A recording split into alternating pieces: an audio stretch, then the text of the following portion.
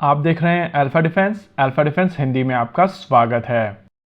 आज के इस वीडियो में हम लोग बात करने वाले हैं भारतीय नौसेना के लिए बनाए जाने वाले नेक्स्ट जनरेशन फ्रिगेट्स के बारे में। इंडस्ट्री से हम लोगों को इन्फॉर्मेशन मिली है कि मिनिस्ट्री ऑफ डिफेंस की तरफ से 7 नेक्स्ट जनरेशन फ्रिगेट्स अप्रूव किए गए हैं और इन नेक्स्ट जनरेशन फ्रिगेट्स की कीमत 70,000 करोड़ होने वाली है। प्रैक्टिकली ये 7 नेक्स्ट जनरेशन फ्रिगेट्स अभी के भारतीय नौसेना के बेस्ट फ्रिगेट्स यानी कि नीलगिरी क्लास के फ्रिगेट्स का फॉलो ऑन वेरिएंट होने वाले हैं। नीलगिरी क्लास में भारतीय नौसेना की तरफ से 7 फ्रिगेट्स अक्वायर किए गए हैं और इनकी लागत थी 40,000 करोड़। नीलगिरी क्लास के फ्रिगेट्स को इंडियन नेवी के वॉरशिप डिजाइन ब्यूरो द्वारा डिजाइन किया गया था और इनकी इसी डिजाइन के बेसिस पर प्रोजेक्ट 17 अल्फा के तहत मजगांव डॉक लिमिटेड और garden reach ship builders and engineers द्वारा इन शिप्स को बनाया गया है। इस क्लास में 7 शिप्स बनाए गए हैं, जिसमें से 4 मजगांव डॉक ने बनाए हैं और 3 गार्डन रीच ने बनाए हैं। इन शिप्स के ऊपर काम साल 2017 के एंड में शुरू हुआ था और लगभग 6 साल में 7 शिप्स लॉन्च कर दिए गए हैं।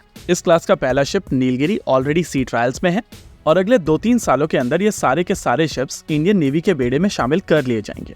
अब यहाँ पर भारत के पास में 2 ऐसे शिपयार्ड हैं जो प्रैक्टिकली फ्रिगेट्स को रोल आउट कर सकते हैं, या कहें 3 शिपयार्ड हैं, क्योंकि तलवार क्लास के फ्रिगेट्स के साथ में गोवा शिपयार्ड ने भी ये कैपेबिलिटी डेवलप कर ली है। ऐसे में भारत सरकार को इन शिपयार्ड्स को सस्टेन करना पड़ेगा और सस्टेनेंस के लिए ऑर्डर देने पड़ेंगे।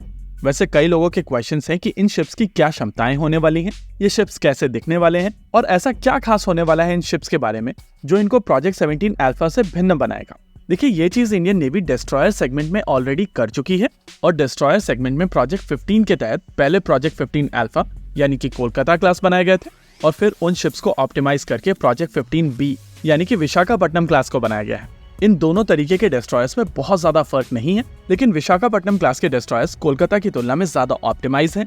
इनकी स्टेल्थ कैपेबिलिटीज को इंप्रूव किया गया है और साथ ही साथ इनको इंडियन नेवी के यूजेज के बाद में ज्यादा एफिशिएंट बनाने की कोशिश की गई।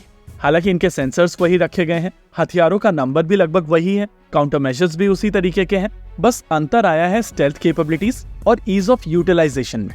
अब ये जो नए नेक्स्ट जनरेशन फ्रिगेट के बारे में हम लोग यहाँ पर बात कर रहे हैं वो प्रोजेक्ट 17 ब्रावो के तहत बनाए जाएंगे और नीलगिरी प्रोजेक्ट 17 अल्फा के तहत बनाया गया है। यानी कि नीलगिरी की तुलना में ये ज्यादा बेहतर फ्रिगेट्स होंगे, लेकिन इनके डिस्प्लेसमेंट में, डिजाइन में, सेंसर्स में, वेपन सिस्टम्स के नंबर में और इंजन्स में बहुत ज्यादा फर्क नहीं पड़ने वाला है।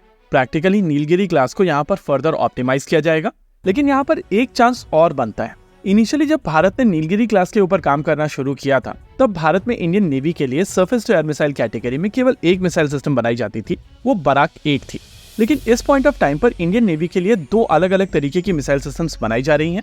बराक 8 तो प्रेजेंट है ही, लेकिन VLSR SAM भी अब अवेलेबल हो चुकी है और उसके भी प्रोविजन यहाँ पर होने के चांसेस हैं। वहीं अगर लैंड अटैक और एंटी शिप रोल की बात की जाए तो नीलगिरी क्लास के frigates BrahMos supersonic cruise missile system को कैरी करते हैं, लेकिन अब indigenous technology cruise missile system भी अवेलेबल है और चांसेस हैं कि ये नए फ्रिगेट्स इन मिसाइल सिस्टम्स को भी कैरी करने के लिए ऑप्टिमाइज किए जाएं।